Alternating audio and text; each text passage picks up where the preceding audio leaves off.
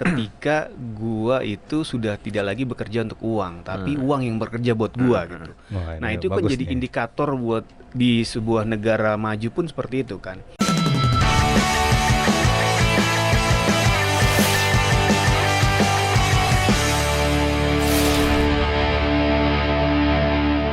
Halo Sobat Cuan, kembali lagi di kontennya podcast Cuap-Cuap Cuan. Kali ini di Laba, lapaknya ibu dan bapak. Udah ada Misa di sini dan financial expert CNBC Indonesia. Ada Mas Akbar sama Mas Ai. Apa kabar nih Mas Akbar, Mas Ai? Lagi sakit. Lagi sakit. Sakit apanya nih? Keuangan atau sakit fisik? Sakit nih? macam-macam. Sakit macam-macam ya. Polusi. Oh iya benar polusi itu bahaya nih. Nah, seperti biasa di Laba itu kita tidak tahu akan membahas apa, tapi tim Cuap-Cuap Cuan sudah menyiapkan satu tema yang pastinya menarik untuk kalian simak. Nah, langsung aja ya tanpa berlama-lama kita lihat tema untuk Laba kali ini adalah, wih keren nih. Lo punya duit, lo punya kuasa. Waduh. Pas banget nih lagi tahun politik nih. Pertanyaan pertama, langsung aja dibuka. Emang iya ya kalau punya duit itu bakalan punya kuasa ya? Pertanyaannya seperti demikian. Kalau punya duit punya kuasa nggak sih kita? Nah, Kalau di Indonesia sepertinya sampai hari ini masih ya gitu. Kenapa tuh? Karena ketika kita punya uang ngeri-ngeri akan- sedap nih. uang itu sepertinya akan memudahkan kita untuk mendapatkan banyak hal gitu kan, bahkan sampai ya sudah rahasia umum ya, bahkan uang itu bisa membeli kepercayaan dan suara orang. Ngeri banget, Pak. Udah mulai suara-suara gitu, kita mau nyalek nih Mas Adam nih. Kita lagi. Jangan lupa coblos. Nah, kalau menurut Mas Akbar gimana nih dari mungkin Iya. sisi financial expert seperti apa nih? Uang itu kayak BBM, bahan bakar Bahan gitu. bakar. Uang lu banyak gitu ya, lu mau jalan-jalan keliling Indonesia, keliling Jakarta juga nggak masalah gitu ya. Yang permasalahannya kan kalau uangnya cuma sedikit nih Pak. Betul. Jadi kayak gitu. Jadi mau kemana ya serba-serba ngerem gitu ya. Itulah makanya ada yang namanya konsep financial freedom ya. Uang itu udah nggak jadi isu lah buat kita mau ngapa-ngapain aja. Gitu. Tuh, kalau ada uangnya udah tidak ada masalah ya. Nggak ada masalah. Nah, kalau Mas Akbar gimana nih mungkin namanya? Mas Ai maksudnya. Aku lupa namanya. Ya kan ada peribahasa ya. Uang tuh bukan segalanya. Gitu ya. Kirain Tapi ada segala-galanya peribahasa, butuh ada uang uang. gitu ya. Nah, itu peribahasa yang ambigu sebenarnya ya. Tapi ya mungkin itu ya untuk hal-hal tertentu atau untuk situasi-situasi tertentu memang uang ini punya power yang sedemikian kuat gitu ya. Tapi ya nggak berarti semua dengan uang selesai juga sih gitu. Betul, tapi ya masalahnya semua bisa selesai. semua bisa selesai. Semua bisa selesai. Tapi emang ya harus kita akui uang itu vital sih. Uang gitu. itu vital ya, Kalau jadi- udah punya uang ya lu bisa punya power lah gitu. Walaupun mungkin kalau berkuasa ya debatable lah gitu. Tapi paling nggak lu Betul. punya power gitu ya. Seperti Mas Adam bilang tadi, mungkin power membeli sesuatu, Betul. membeli suara, membeli apa gitu kita nggak tahu ya. Pokoknya kita yang Iya. buat beli-beli sekarang nilai apa namanya alat tukarnya adalah Alat tukarnya uang adalah ya. uang. Pernah nggak sih ngerasain nggak punya duit atau titik terendah kalian di keuangan seperti apa? Nah, gantian nih, mungkin yang kayak ceritanya menarik nih dari Mas Akbar dulu nih. Iya pernah Pak, waktu dulu kan apa kayaknya udah pernah gue ceritain deh waktu dulu. Enggak, waktu dulu emang badainya luar biasa ya. Jadi ada berhenti sebetulnya di-cut sih, kasarnya di-cut gitu, di-cut terus habis itu usaha juga gagal, toko juga tutup gitu ya, dan itu bener-bener waduh luar biasa deh pusingnya deh. Tanggungan ada ya orang tua ya tuh waktu saat itu ya, dan memang ya gue sendiri bingung gitu, sampai akhirnya ketemu titik terangnya di situ, dan itu akhirnya wah bersyukur banget lah, luar biasa lah di situ. Udah bounce back berarti. Ya. Udah bounce back gitu, walaupun kadang waduh akhirnya kena badai lagi gitu ya. Cuman at least nggak separah yang waktu dulu lah gitu ya. Udah ada pengalaman berarti ya. Udah ada Jadi, pengalaman bos. Nah kalau ente gimana nih bos? kalau gue sih sebenarnya kita ngitungnya punya uang berarti dari ketika kita menghasilkan uang sendiri kali ya, ketika kita bekerja. Berarti dari umur 23 tahun kerja sampai hari ini, bahkan sebelum kerja yang di kantoran sempat ada sedikit lah buat habis lulus kuliah gitu kan. Yang benar-benar nggak punya uang sih kayaknya nggak terlalu apa ya, benar-benar nol gitu nggak ada gitu kan. ya. Mungkin kalau penghasilannya dirasa kayak agak kurang ketika kebutuhan banyak itu beberapa kali pernah gitu kan. Wah ternyata kita butuh ini butuh itu, ternyata uangnya terbatas gitu kan. Nah itu sih masalahnya di situ. Akhirnya ya mau nggak mau detailnya itu perinciannya penggunaan oke yang ini kita cut dulu, ini kita kurangin kayak gitu. Paling kayak gitu ya strateginya. Nah, kalau Mas Ayi gimana nih? Benar, gue juga sih mirip-mirip ya. Jadi yang nggak punya uang sama sekali dalam arti nol gitu ya, itu sih enggak ya. Tapi punya uang sedikit, kebutuhannya banyak, ya itu gue sering lah mengalami posisi seperti itu ya.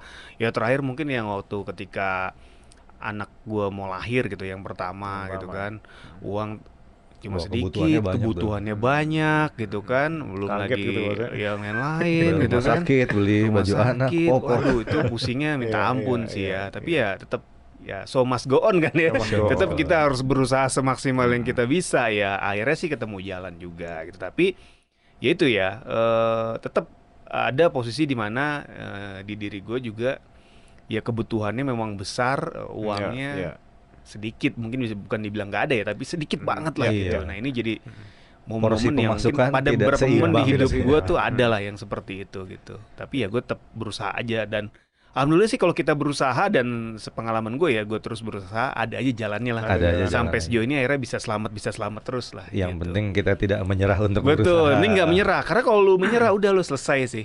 Menyerah dan menyalahkan situasi. Iya, menyalahkan situasi udah percuma gitu. Itu. Seberapa besar kuasa kamu terhadap uang yang kamu hasilkan? Wah, ini pertanyaan yang menjebak nih. Aduh, gue bingung jawabnya nih kalau kayak gini. Ya kuasanya sih besar ya, cuman approvalnya harus dapat juga. Gitu. Mungkin iya bedanya karena gue udah menikah ya. Uang yang gue hasilkan itu juga menjadi hak istri gue juga gitu kan. Jadi gue sih walaupun gue bisa menggunakan, tapi paling nggak kita ada komunikasi ya dengan pasangan lah. Betul. Gue juga seperti itu, biasanya gue membiasakan, dan istri gue pun seperti itu membiasakan. Selama untuk hal yang positif sih ya fine-fine aja gitu. Beda halnya kalau misalkan untuk kayak senang-senang, hobi atau segala macam, nah itu kan mungkin juga ya susah juga ya kalau udah punya istri, apalagi punya anak gitu ya gitu. Kalau soal kuasa sih ya tetap ada kuasanya, tapi ya dinamis lah gitu ya. Bisa dibilang harus Semua bisa dikomunikasikan. fleksibel, seizin pasangan lah kalau udah menikah. Kalau gue pribadi gitu. Lu gimana, Bar? Nah, kalau gue sih sebetulnya masih ada lah kuasa, walaupun memang ada bagian yang memang kita bagi. Di situ. Cuman balik lagi, kalau memang gue terlalu terlalu mengedepankan apa yang gue inginkan gitu, ujung-ujungnya malah masalah sendiri nanti ke depannya. Betul. Jadi memang memang nggak bisa ego juga nggak bisa setelah ini tuh, aduh nggak bisa lo kayak gitu. Lama lo yang pusing sendiri. Oke deh, hari ini lu beli sesuatu gitu ya, lu pengen melakukan ini gitu kan. Tapi bulan depannya katanya, gue janji gue mau ngetatin kayak gini. Ntar bulan depannya ternyata adalah apalah kayak gitu. Ujung-ujungnya pusing sendiri. Jadi mendingan ya sudahlah, kita selama kita bisa berkuasa asal bijak. Untuk hal yang asal bijak dan asal untuk hal yang menyangkut kebutuhan. Gitu sih Pak Adam. Kalau gitu gimana Pak? Nah, kalau soal kontrol dan kuasa terhadap penghasilan atau uang yang kita punya, sebenarnya kalau gue menganggapnya bahwa gue punya kontrol 100% terhadap apa yang gue hasilkan gitu kan. Setelah itu berarti kan harus dibagi-bagi tuh. Oke, ini kewajibannya ke sini. Kalau udah dibagi kewajiban itu udah, oh ya udah, itu bukan di bukan di bawah kontrol kita lagi, paling tinggal dikomunikasikan ini habisnya kemana, ini buat apa gitu kan. Kayak gitu aja sih, nggak ribet. Jadi kalau yang udah dilepas dari tangan ya udah gitu kan, itu memang sudah seharusnya demikian.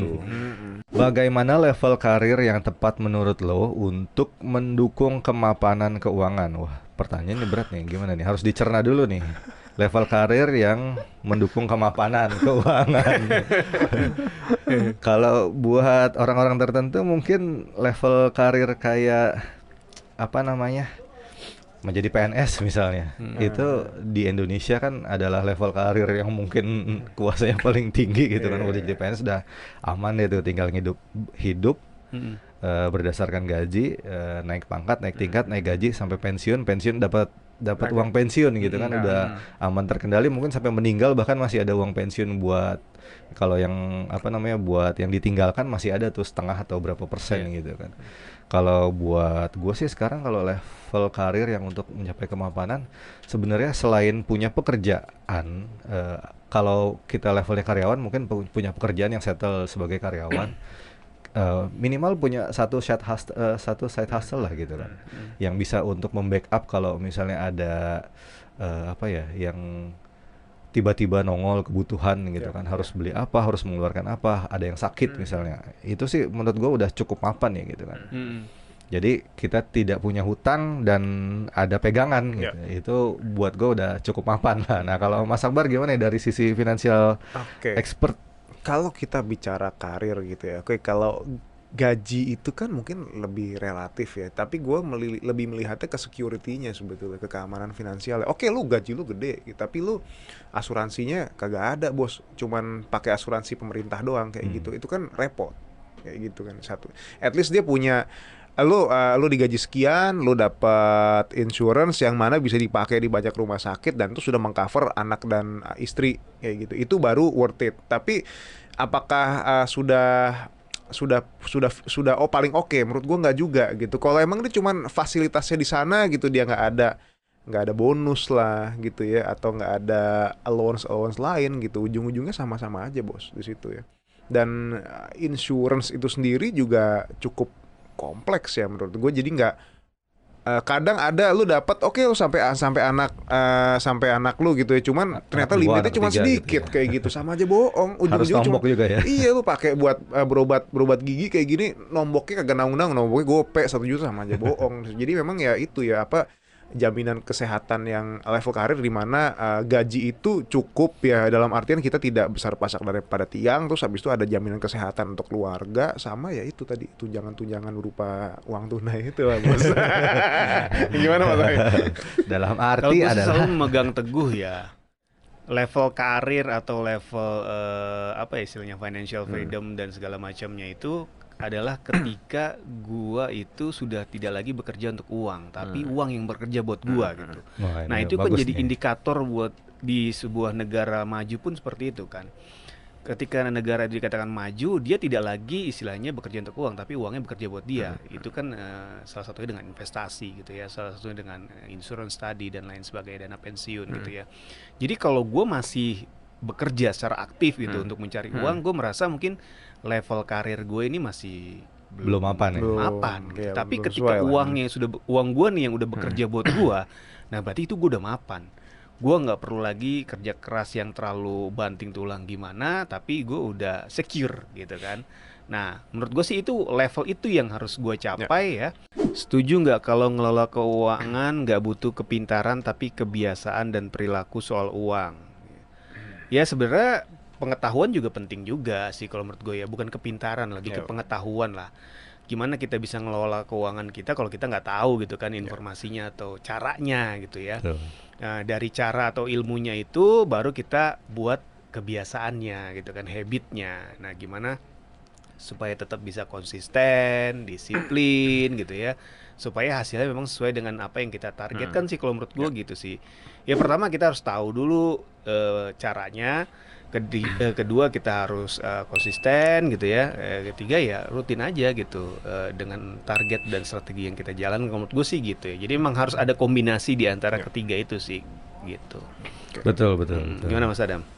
Kalau menurut gue ya yang jelas bagaimana cara kita mengatur keuangan ya kita harus tahu dulu ilmunya gitu. Betul. Kan. Kalau ngatur keuangan mungkin kalau dulu misalnya sebelum tahu soal ekonomi atau soal pengelolaan keuangan ya dirasa-rasa aja ini dibaginya sekian, ini baginya sekian kayak gitu kan.